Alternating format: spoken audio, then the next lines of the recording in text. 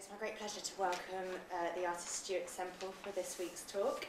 Stuart's large-scale canvases and installation works deal with concepts of fear, nostalgia and isolation. His works can be found in major international collections including the Getty and the David Roberts Foundations. He has been featured on the BBC and in a range of publications including Esquire, the Art Newspaper, Vogue, The Telegraph, Observer, ID and Art Review, among many others. He's an ambassador for Mind and a member of the Design and Artists Copyright Society Creators Council and is on the advisory board of the International Child Art Foundation. He also founded the Aubin Gallery, which nurtured young British talent. Today he's going to be joined in conversation by the arts writer Josh Spero, so please join me in welcoming them. Thanks everyone for coming. I thought we'd start off, Stuart, by talking about the moment of your meteoric success, your amazing rise to fame. You told me the other day that you sold £1 million worth of paintings in was it one evening? And how much did you have in your bank account that morning? A lot more than I had when I left. Yeah, lots. But you said you left that morning. You had minus £30. Yeah, I normally have minus something before a show. To be honest, that kind of hasn't changed because I put everything into the show. But yeah. So actually, it was a transformation that you could not have expected. Yeah, I mean, I'd been working hard for lots of years, but at that point, it kind of freaked me out a bit, I think. So how did it feel to be one of those overnight successes that takes years? I don't know. It felt kind of strange because, you know, when I was selling my work for a few quid on eBay, which was like 3 or 4 years ago, that felt quite natural and quite kind of honest, and people paid what they thought it was worth, and I could pay the landlord, and I felt very privileged actually at that point to be able to be an artist and live that way. But when it kind of got silly and one thing was more than people I knew made in a whole year, it kind of didn't sit that well with me, if I'm honest, and it just sort of, yeah, it was a bit strange. Yeah. And were you expecting that? Had you sort of gradually been building and you thought, right, now I'm taking off, or did it really come out of the blue? I don't know, because I think before that show I was really focused on the work and getting it right and making sure everything kind of worked, and I was really in kind of art making mode, like right up until that minute, and I was, you know, I kind of got changed quickly in the changing toilet, you know, for the private view or whatever, and got there, I was like, you know, everything had gone, and it was like, well, how the hell's that happened, you know? Why do you think it was that particular moment? Other than your sort of wonderful art, what do you think explains that particular evening? I don't know, I mean, a lot was going on at the time, wasn't it? I mean, this is sort of like before the recession hit, and everybody was very buoyant, and I suppose a lot of people wanted to maybe celebrate, they were in sort of celebratory mode, and the acquisition of these kind of things was something that they were sort of tuned into at the time, and more kind of poppy-ish kind of work is always the sort of go-to point of those times in history, I think, isn't it? Is it? Why is that? Why is that? Because people see it as looking like the capital in a way. You think that they're people assume that because they're bright and, you know, they're therefore cheerful, which, as we will discover, is not necessarily the case with your art. Yeah, I think so. I mean, when people are in celebratory mode, that's the case. I mean, I was making stuff, I always reflect the times. You know, I paint the landscape around me, which is a cultural landscape. And, you know, I remember making work for art fairs in China or whatever, just the following year, and there were much more bleak paintings, like literally saying we need new dreams, and kids pulling their hair out and stuff, and galleries saying, oh, we don't want this, people don't want to see that, you know. So that £1 million sale initiated quite an extravagant period for you. You flew 15 people to New York to help work on a show? Yeah, but other things as well. I think it was just the guilt of it, because I was very young, I was like 23, 24, and I was surrounded by a lot of my friends who I thought were more talented than me, to be fair. So I felt very guilty about it.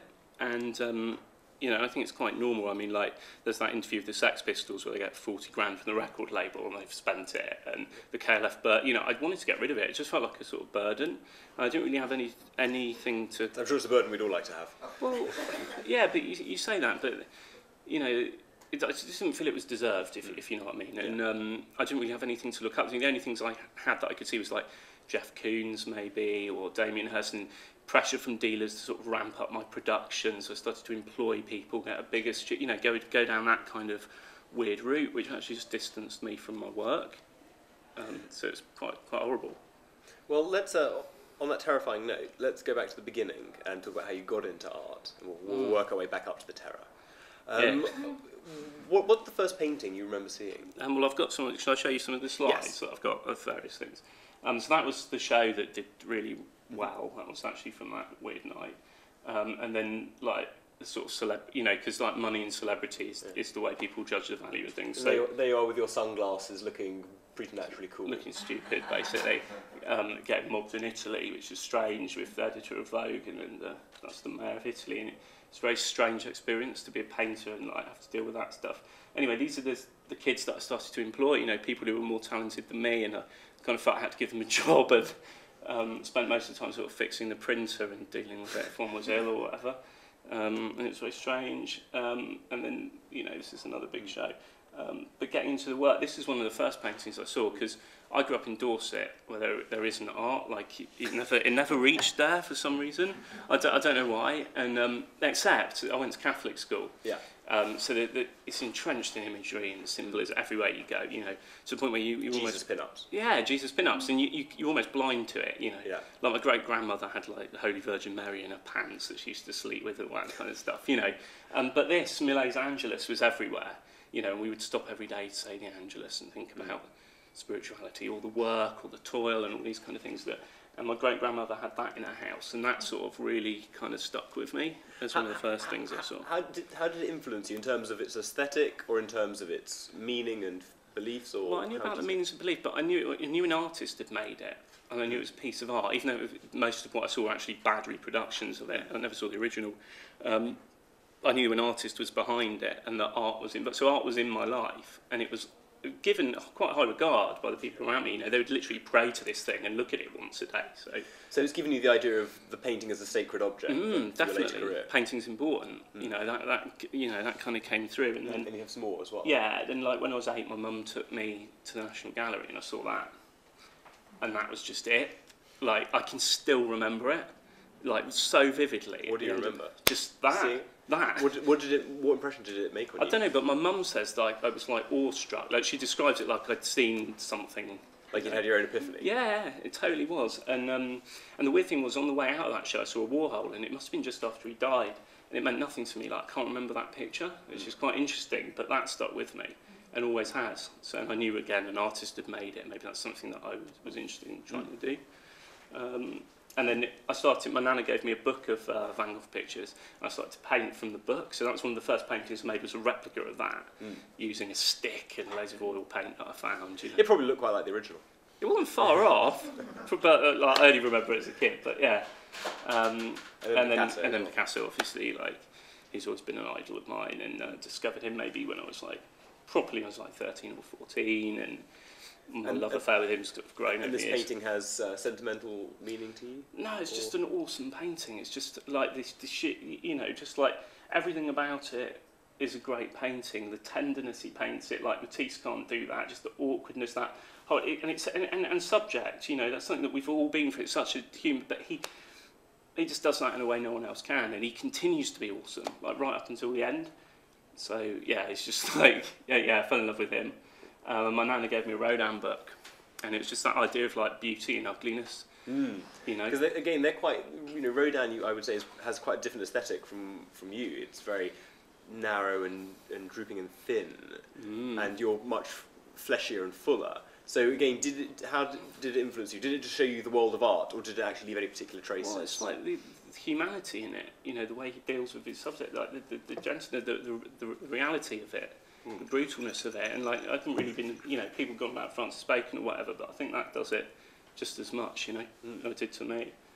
And I realised art could convey an emotion in a way that maybe other things kind of couldn't. No, you told me when we spoke a while ago about sensation. Yeah.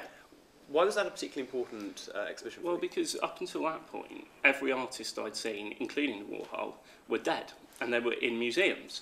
And I didn't realise that artists were a living species. Like, I thought they were extinct. Like dodos? Like, yeah, I thought they were dodos, literally. Like, I didn't realise that was an option. And then when I was 17, my art college bussed us all up to sensation. And to be honest, I didn't know the foggiest what was going on. I mean, I was used to looking at books that were 30 years out of date in the college library, you know, and there I am confronted with these sort of YBA works, you know. Yeah. But it was a revelation. I mean, it was really exciting. I was like, oh my God, artists are alive and they're making stuff. And Yeah. Which particular artists Well, or there works was influenced you? I don't know if I've got it in here, but did I? I don't know. Yeah, but the Jake and Dinos Chapman stuff, only because I was a teenager and they had dicks on their heads. But, you know, we all had a good laugh about that. Yeah. And Sarah Lucas, but there was this bit and you had to be 18 to get inside it. And it was sort of Sarah Lucas's kind of on the chair kind of bunny thing. And I remember we busted in there and we all thought we were very clever, you know. But art was entertaining for the first time, you know, that was a show and it was an environment, everything about it. And you said you were at art college. You knew then by that point that you wanted to go into or become an artist? Yeah, but I knew it, but no one around me would let me. So I enrolled to do sociology, media, communications and English because that's what my mum told me I had to do. Yeah. And I remember crying in the car and screaming at her how to go to art school. And she literally said, "No, you'll end up chopping your ear off. You'll die in a garret." Like she actually said that because that was the myth. You know, that's all they knew. And but they let me do the A-level art, so I'd go over to the art college for 3 hours a week, and the other kids on the course were getting these fat portfolios because they were doing it full time. And I started to not turn up to the other lectures and just kind of hang around the art college. Yeah. And after 3 or 4 months of that, the kind of head of the art college was like, "Look, we need to kind of do something. You can't just keep turning up like you're not enrolled, you know." So I had a word with my mum, and then... and did she reconcile herself to it at that point? Well, she reluctantly let me do it, because she was like, "Actually, look, these drawings are all right, you know." So by then you'd had a lot of practice. You've been drawing for years. Do you think that what did you learn at art college?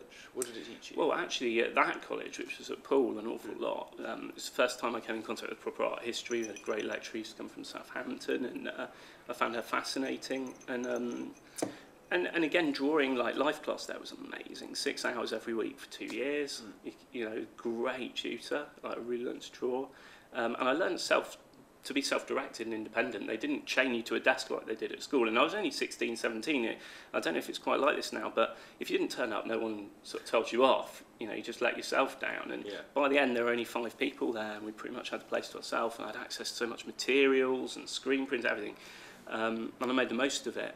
You know, I was there every day, and I worked. You know. And when you look back at the work, I don't know if you have any of the works from that era. Not really. Oh, okay, because I was wondering how you look back. Do you think that you saw then the seeds of what you do now? No, not at all. No, it's completely They different. were rubbish. I mean, they were a painting of a bowl of fruit and some well-worn shoes. And, well, that's a good place to start. A lot of it's nothing that you wouldn't expect any art student at that age to be doing. And what about your second art school or college? Well, there was trouble there because I signed up to go to Bretton Hall, which is in the Yorkshire Sculpture Park. I don't know why, because I don't like Henry Moore, at least the big ones. I think they're kind of... Do you know what I mean? So that your back garden's full of those. Well, let's expand on that for a second, because I think people would be interested in that. Why don't you like Henry Moore? No, I like the small ones, and I love his drawings, right? Yeah. But the big ones are just, you know, it's just a bit sort of showy for me. Do you know what I mean? Showy, okay. In a way, but you said there was trouble, you said? Yeah, there was trouble because it wasn't very well. I started to be very anxious, and I started to develop these strange allergies. And I went so far away from home, and I was incredibly homesick. And I found it very hard to make friends, because in Dorset I didn't really have any friends. I just sat on my own listening to music and doodling and in my little world. And then it was just a really big step that I just kind of wasn't really ready to take. And it was kind of, it came to a head, because I had so much freedom at the old arts college, you know, and then they gave you a little corner there and no materials or anything, no real guidance. And, you know, the tutor came around once and was like, "Have you thought about doing it on a circular canvas?" I was like, "Yeah, thought about that." And, you know, that was his criticism, you know. So the next day I decided I'd push it, because everyone was looking at what everyone else was doing, and there was no, you know, I didn't really deal with that. And I thought, well, look, if you want to stare at me painting, but I'll give you something to stare at. So I went in and I wore my pants and I put a canvas on the floor, and I got these tubs of household emulsion and I poured them on this giant canvas right in the middle. And the idea was that I had to stand up on the painting to try and support myself with the painting, which I didn't feel I could do there. So I made an absolute performance show of the fact that I couldn't stand up on my own painting in front of these people. And it just splattered everywhere. And then I walked out and I left these kind of footprints. And then I got a phone call at my dorm the next morning. It was the head of the department. "How are you?" And I was pretty much, sod it, I'm not coming back. And that's how it ended. It's nice to know that most artists want to leave metaphorical footprints. You actually left footprints. I'm sure they cleaned them up, but and that was that. And then shortly after that, I got really ill with my thing, and Do you want to talk about that? Do you want to make... yeah, I mean, basically, I always knew in the back of my mind, weirdly, that if I left the college to go home, something would happen to me, which is why I always avoided going home for visits at weekends. So you had a bit of foreboding. Definitely, and I've always had that, which is kind of really strange, like kind of premonitions and stuff.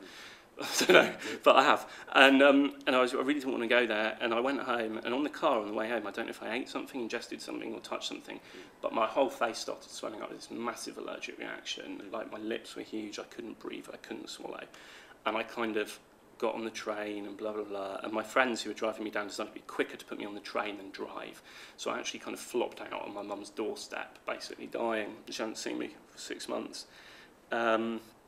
And she got me into the hospital, and you know, it was whilst in the hospital they tried to do all the normal sort of allergy treatments that they give you, certain drugs and stuff, and it wasn't doing anything. So they put me in this sort of ENT ward where they could watch my throat properly, I guess. And in the middle of the night, it wasn't working. They got this plasma stuff, and they had this idea, oh, if we inject him with that, that will make him better because it's got some weird thing in it. So they put a drip on me at about 2, 3 in the morning, and I was allergic to that stuff. So it got twice as bad, and they basically called my parents in, and they were like, "Look, you've got to say goodbye to you. Like, this is it." You know, I was like, "What? This is it?" Like 10-minute warning kind of thing. I was like, "What? How do you deal with that?" You know, and it was this ward, and it was an open ward, and there were like old men and some guy who'd had a you know, and I sort of thought I need somewhere private, so I sort of hobbled myself somehow over to the toilet, and I was in there with my mum, and I sort of said my goodbyes, and then she had to go. And then I was there. I was literally there in the hospital bed, thinking, right, this is it, you know. And then it was it, and I did flatline, and then I came back. Do they know? Have they have a medical explanation yet? Do you know what it was? Severe allergic reaction, and then they tested me, and they've given me a list of like 50 odd things that I'm allergic to, but they don't know which one did this. Right. So I left there extremely anxious about eating or drinking anything, obviously. And so that I was going to say that had, I mean, it would have for anyone particularly bad ramifications. And what did it do to you? Well, I mean, there were two. Well, I mean, I couldn't. Well, at my worst, I couldn't go out. I couldn't eat. Couldn't drink a glass of water. I couldn't be on my own, but I couldn't really be with people either. Couldn't really travel. Couldn't be in a close vehicle. Couldn't. You know, I couldn't do anything. I was basically bound to my flat, and it's then I started making art. And it's weird, like, and a lot of people don't talk about this stuff, but when I was in the hospital bed, you know, I did have an experience that, you know, was strange. Yeah. And I don't know if you call it divinity or God or whatever, but I realised there was something else, something that had put me here and something that could take me away from here. And in that moment, I decided, it was like a fork in the road, it's like the crossroads, whatever. It's like you can go that way and die, or you can go this way and do something. And I was like, I'll go that way and I'm going to do it with art. Yeah. So actually art has played even then was really important spiritually. So yeah. You thought that's what I'm going to do. You reinforced your love. It was the go-to point. And even though I was at Catholic school, I didn't believe in God at all. But in that moment, I found myself kind of praying to something. You would. What else do you do? And at that point, something made sense. I was like, oh, it's got to be art. It's got to happen. And then the next sort of day, I started making very different looking stuff. When you say different, what do you mean? Yeah, I've got some pictures of it. Let's see. So this is, I mean, obviously, it's a shame I don't have pictures of the shoes and stuff, but yeah, I came out of that. And this is the first thing you made after? Yeah, like the day after. Like I couldn't speak yet. You know, I could barely hold a paintbrush. And I made that, and I don't know what it means. You don't know? So no, I don't have a clue where it came from. Which I suppose is the nature of inspiration. And you moved on from this. How much did you paint? Did you paint every day? Yeah, I painted every day, 3 pictures a day, and I used to put them on eBay. And that wasn't to make money or to try and sell them, it was actually just a way of disseminating them and sharing them, what I was going through, because there were no blogs, there was no social media, nothing like that at that This was time. 2000?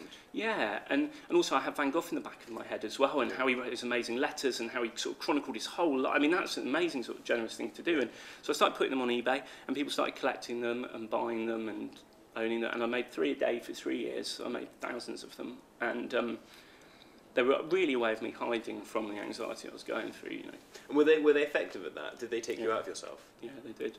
Completely took me away from it. And the second I stopped, I was back. And even now, if I'm freaking out on a plane or something, I will grab my sketchbook. I start doing that, and it's amazing. It's like, yeah. And how do you think you changed over how do you think your art changed over those 3 years? In what respects? while I was doing it. Well, at first it became a way of distracting myself from what's. I've got a couple of them there. So they were just kind of things like this, any kind of thing, you know. We'll come back to that in 1 second. Why did you call yourself Nancy Boy? Because I kind of wanted to be anonymous because I was talking about things that were really personal, and I just kind of didn't really feel, and also artistically I didn't feel I was at a point where I could really put my name to something. Like I wasn't really good enough at doing it. Like I was just an amateur in his bedroom, like doing stuff. So I just wanted to hide behind something. And I think you can see in here definitely things we see in later pictures.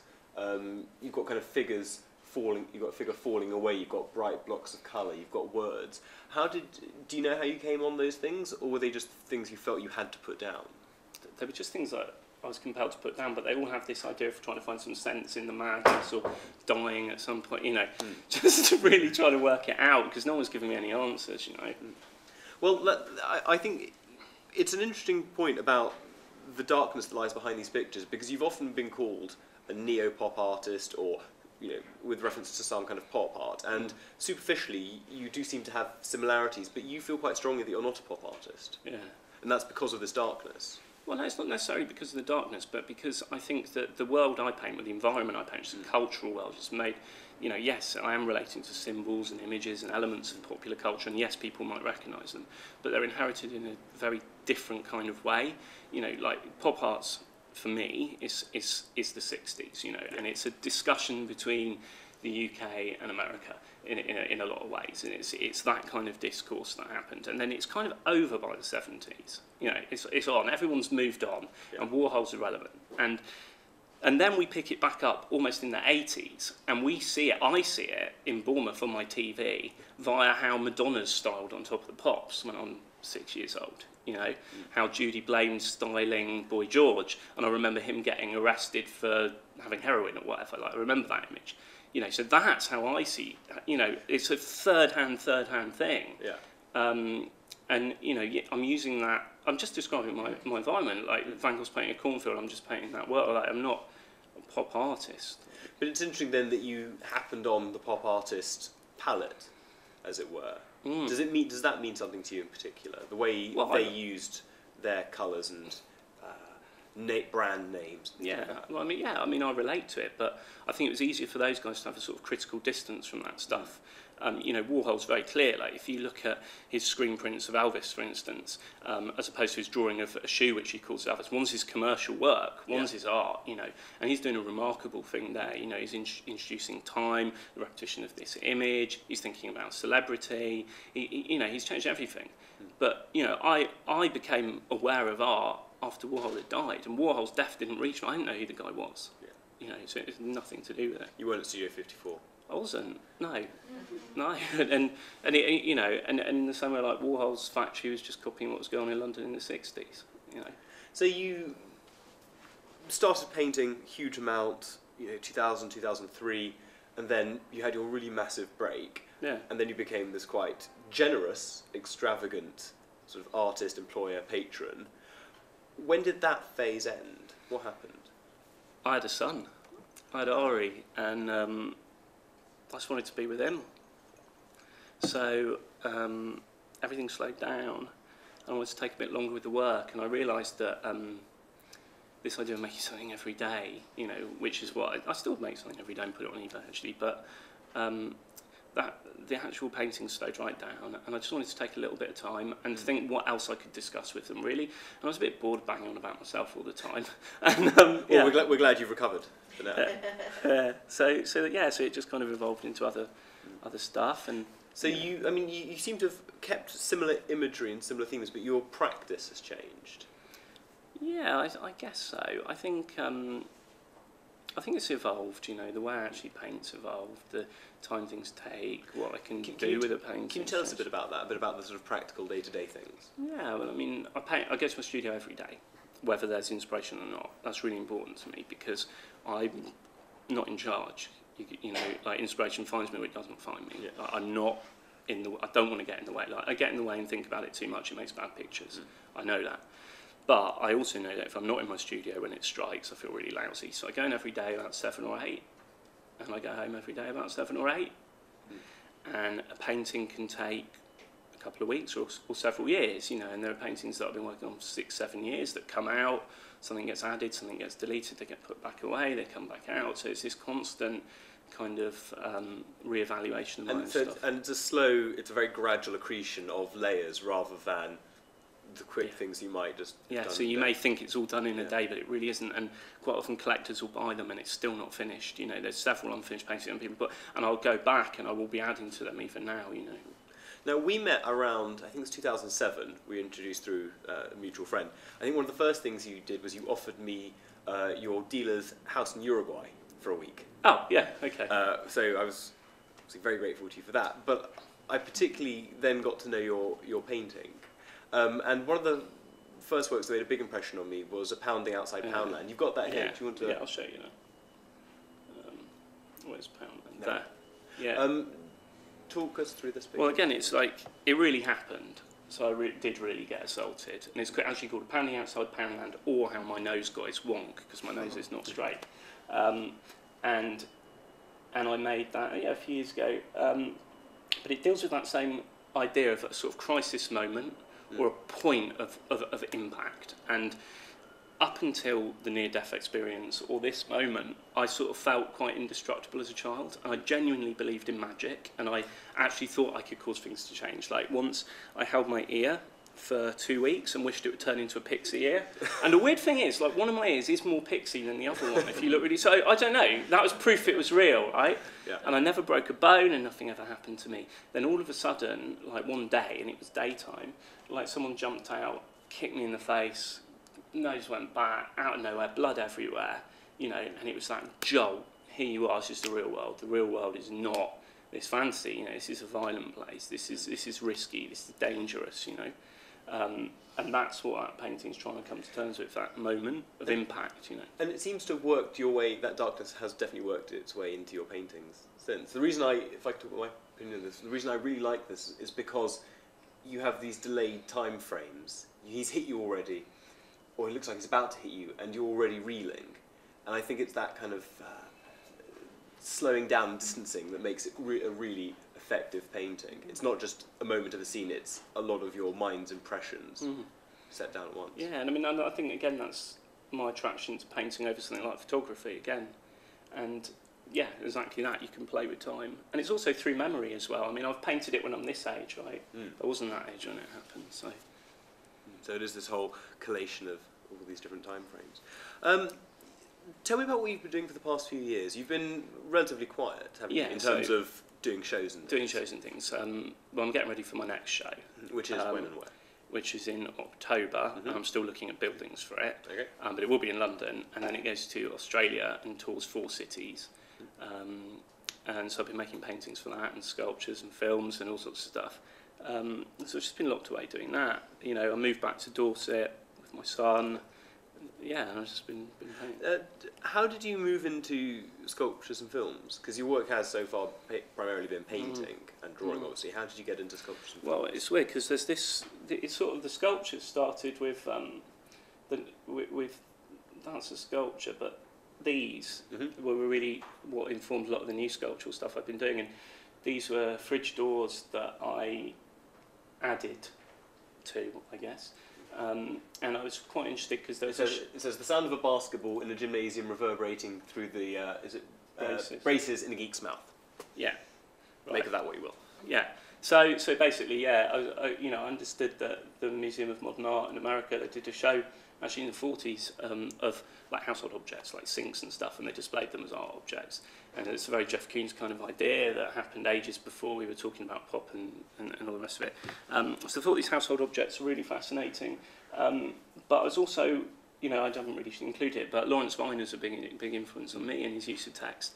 And he really showed that a sculpture can happen sort of in your mind in a way, like he can describe a scenario, and you're there, you know. Yeah, like one of Richard Long's wall works. Yeah, so this is the idea.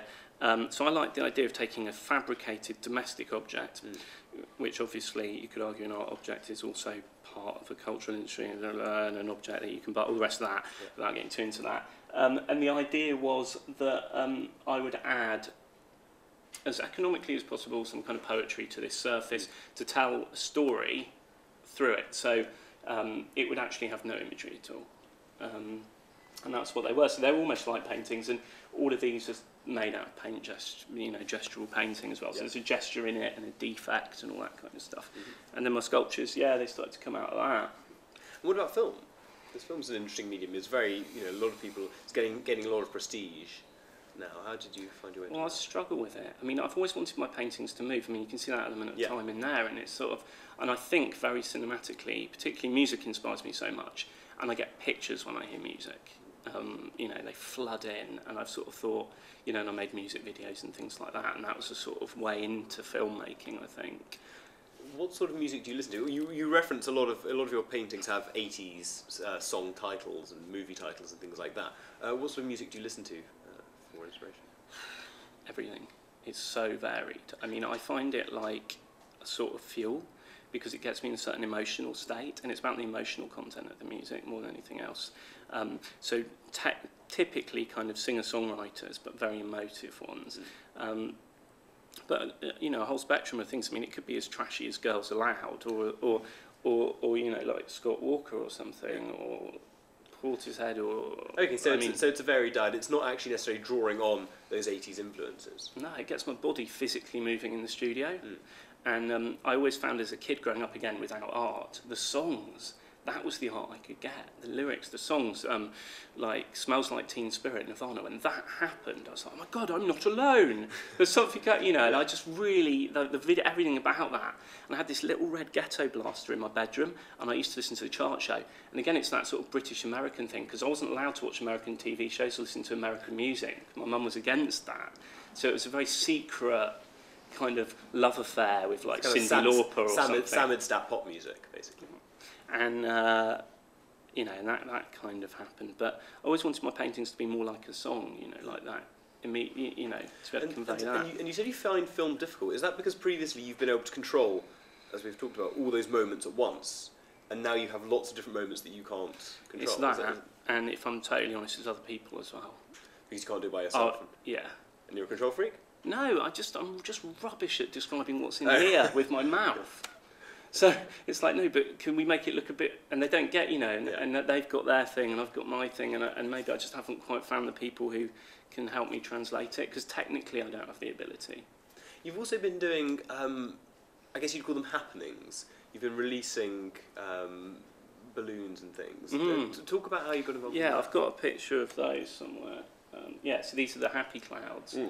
It was just like the there's a kid holding one. It was it's the recession, and everyone was banging on about this, that, and the other, and I was getting really fed up with it, to be honest, because no one's doing anything about it, and it's age of austerity, this and that, and I was just thinking, well, we got the Tate, and that's still free, and you can walk in there and you can see something beautiful.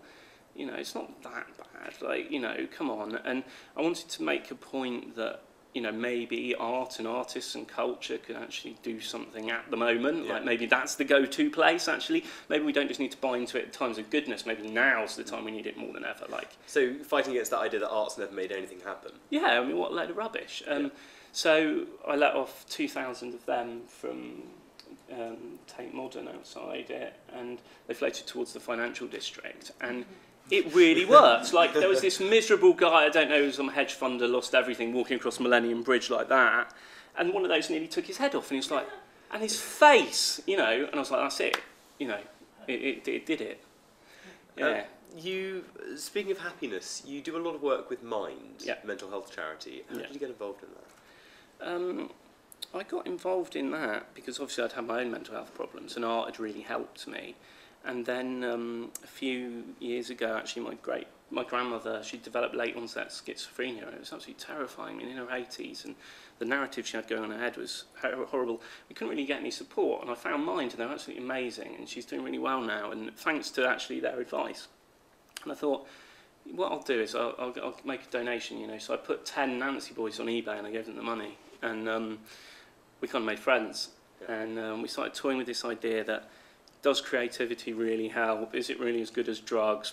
In a therapeutic setting, I'm not calling it art, just as a therapy, and can it help? And the evidence was, it could. So we made a fund at Mind, Creative Therapies Fund, to fund arts-based creative therapies throughout England and Wales, and We've sponsored 8 of them now. And where are they? Are they attached to hospitals? Or No, are they for people they're to go- within the Mind. So Mind have like 100 offices throughout the UK, if you like, England and Wales, sorry. And those Mind associations run them, and they're all sorts of different things. They're like arts festivals, filmmaking. It's whatever's needed in that environment, because you find in different parts of the country there's different need and different requirements, you know. And so it's quite varied. And do you find when you ask other people to contribute or help, people think that art as a therapy is a worthwhile idea? Yeah, I do. And the people I've met going to these things, like I've met people who've been suffering with things like bipolar for like 15 years, and they've grabbed me and gone, my God, if it wasn't for this art class, I don't know where I'd be. This is everything to me. Or like people I've met at the Hackney Choir, which we fund. Yeah, it's night and day, you know. And you spend quite a lot of time with Mind, because I saw you at Art 13, the art fair earlier this year, and you were giving out art sheets, posters, and you were there for quite a while. So you're really active. Yeah, I do something on it all the time. Yeah, I'm always doing it. Yeah. And that's an ongoing interest. And you mentioned that you've got your new show coming up in October. What else is in the future? Well, there's a sort of more public art stuff, a bit like the Happy Cloud. So there's one of those that I've almost finished for Federation Square in Melbourne, which is a piece called Bounce, which is a 100 square metre bouncing floor, so the public can just bounce. Well, it sounds like you're incorporating joy into your work after many years of... Yeah, really because I realised that again. It's Van Gogh again. He's not miserable when he's painting that stuff. Like, people have got it right. Like, they're joyous paintings. That's when he's at his happiest. And you know, basically this whole new series of work is called Suspend Disbelief. You know, and I think that we've suspended our disbelief in the fact that we're all going to die one day. And that's what the show's about.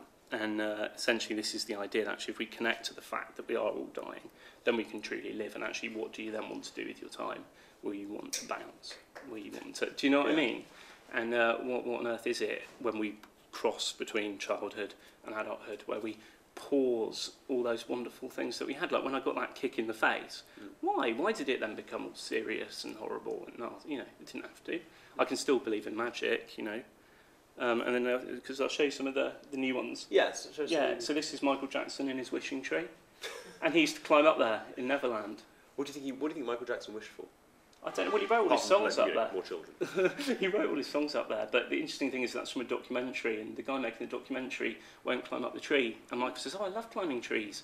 Aren't you going to come up?" And he goes, "No, I don't climb trees. Don't want to do it." And I just thought that really sort of spells it out, you know. Yeah.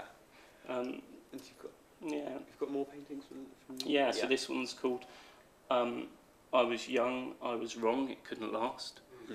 And they're... Do you want to explain that title? Yeah. Yes. Well, I was young, I was wrong, and it didn't last. But they're in a cave. It's a bit like a Plato cave, maybe. And there's obviously a rainbow at the end. But they're in this crappy horse that they've made out of a cardboard box, and it really is not getting them anywhere. That guy's going for it and trying to get them out. The adult's just freaking out, and this kid doesn't even have a life jacket, and he's decided to bail out. And the fact is, like, it's totally futile. And again, it's a painting of, like, this is from a real horse that a child really did make, so it's a painting of a child's painting, which is quite important to me as well. And again, it's about that suspension of disbelief, that you actually get to that stage, literally without a paddle, you know, like, the futility of that.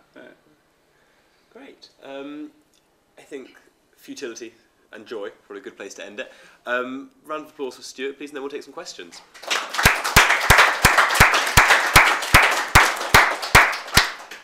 Questions, anyone? Don't be shy. He'll answer anything, really. Yes, Isa. Yeah, I was thinking about when you use art as therapy, and someone does a painting like your first one you just did, and they do it from that place where it's not, you know, it's not the intellect, or, you know, looking at it as a, I mean, you know, if 100 people do that, are some of them art and some of them not art, or are they, do you personally, would you consider them all to be art? I don't know. I mean, I've thought about it a lot, you know, at what point does it become a work of art, what time is it, and I don't know, I think it's their experience, you know, if they say it's art, then I have to go along with them, you know. But a lot of them you'll probably find you speak to and they just sort of see it as something they made or something they did. I don't think they'd... Certainly at that time I wouldn't... You know, that was too lofty. Like, I wasn't calling myself an artist. I was just someone who made stuff, you know. I don't know. What do you think? Yeah, I think you're right that it's, if the person starts to see it as art, it's about the intention, isn't it? It can be easily become art. Yeah, I think so. But it's not necessarily art just because it's A thing. painting or, Yeah, I think so. Thank you. Any more questions? Yes, hi. I'm Aubin Gallery, co-founder of the Persuaded, the home house depraved debating salon. And actually Gregor Murray should be one of my next speaker on the topic arte povera versus official art. Oh wow. Okay. Which he has probably felt he was probably the most qualified person in London to talk about this. And that takes me immediately back to my question. I mean, clearly I've expressed some concern to these gentlemen here of understanding those tensions between like the more commercial art and this initial artistic drive.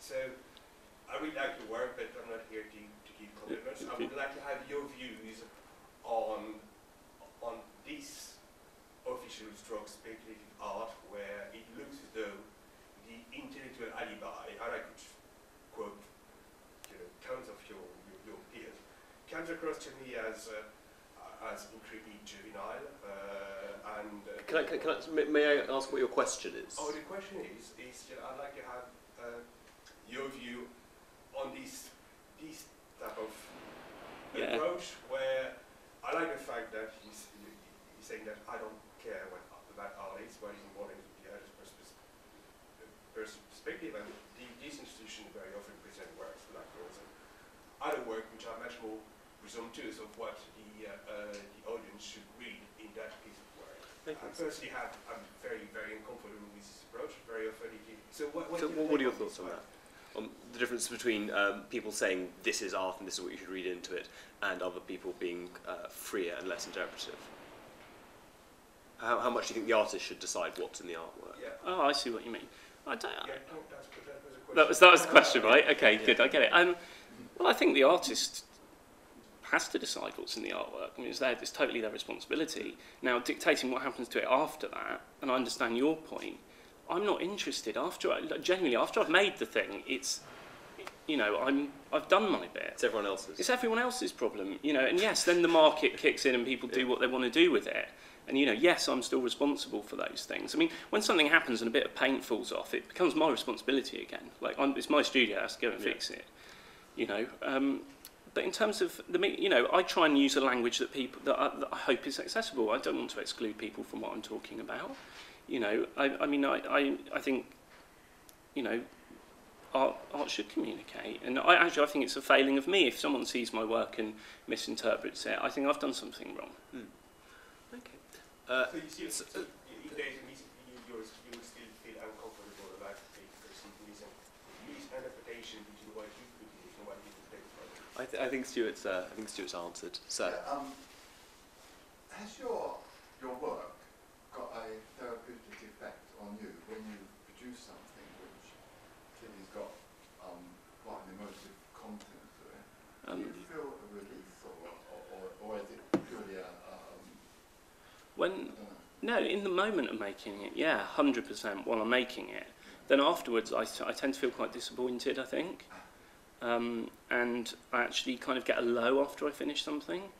The process of making it, absolutely, I feel fantastic. Well, if it's going well, I feel fantastic, which it doesn't always.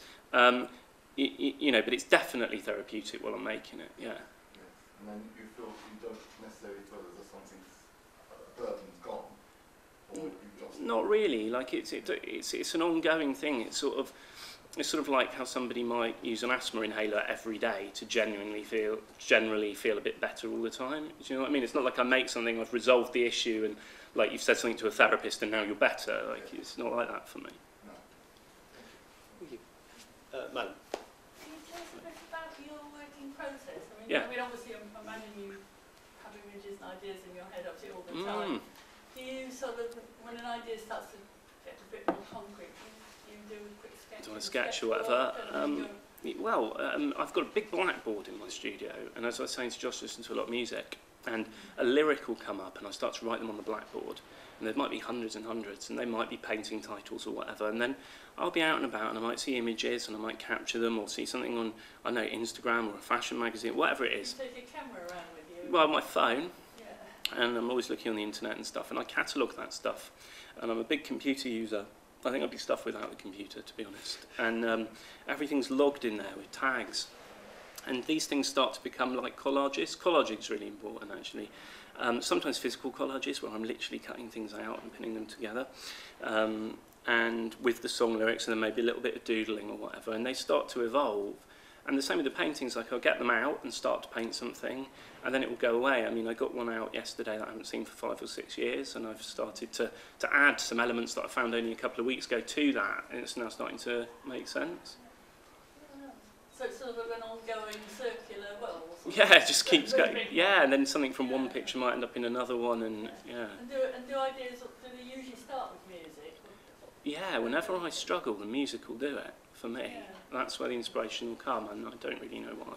To follow on from that, how do you know when a painting is finished?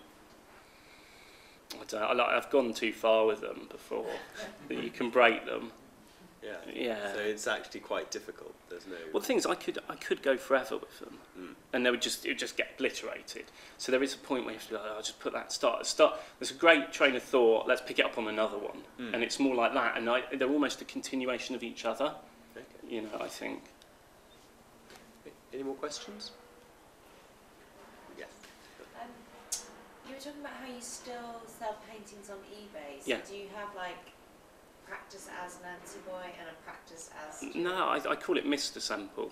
Oh, okay. It's a bit different. It's Yeah. still, it's sort of like diffusion line. halfway. Yeah, it's the diffusion line. It's like the Calvin Klein pants of the runway thing. And no, but I do one every day, and I put it on eBay every day at the same time. There's at 8 slightly o'clock. different practices.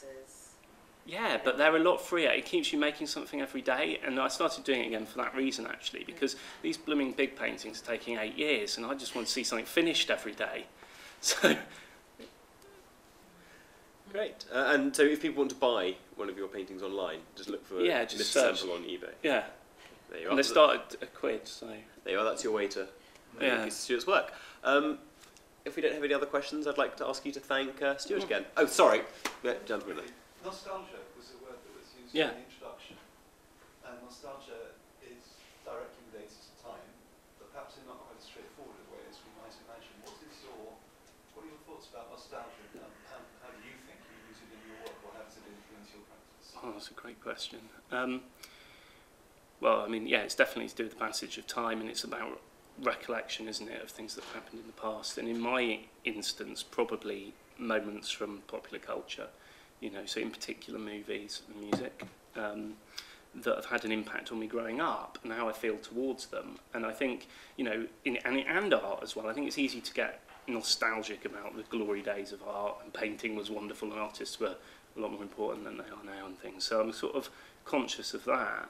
And then in my work, I'm trying to resolve, again, the sense of feeling before and after that almost growing up reality kind of moment where I can watch E.T. now. And it's not exciting. When I saw that when I was a kid, all I wanted to do was I was obsessed. What happened? Did I grow up? Did I become cynical? Was it actually not that great a movie? Have I watched it too many times? You know, and how does that fondness for things change? Yeah, those kind of things. Thank you.